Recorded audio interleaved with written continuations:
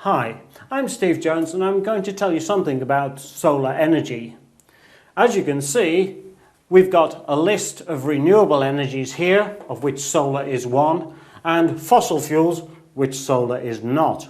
So solar energy is a renewable energy. The question is, where does it come from? Well, it comes from this, which is called a silicon chip.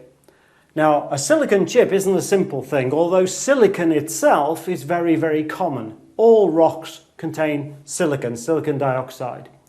So silicon is a very, very common material. The problem is, to create this chip, you need a pure crystal of silicon, and this is very expensive to grow and then to cut. So silicon chips are quite expensive, particularly in the sizes that you need for a solar panel. And what we've got then is a process where radiation comes from the sun and it lands on the silicon chip, and the result is a small electric current comes out of it.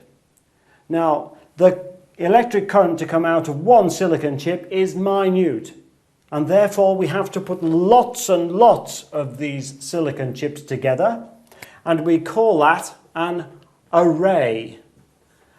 And usually you will see arrays of silicon chips in these solar panels. You can see them, they're kind of a set of squares, and those can be placed, for example, on the roof of a house, and if they're all connected together, each one from a separate piece of wire, then you will find that the current out is quite large. You can get a large current up to 10 amps for a common household unit. This is enough to drive a heater, drive lights in a house. So solar energy requires a large array, each producing a tiny current, and these can put together produce a current which is good enough to drive your home. The only problem is when it goes dark.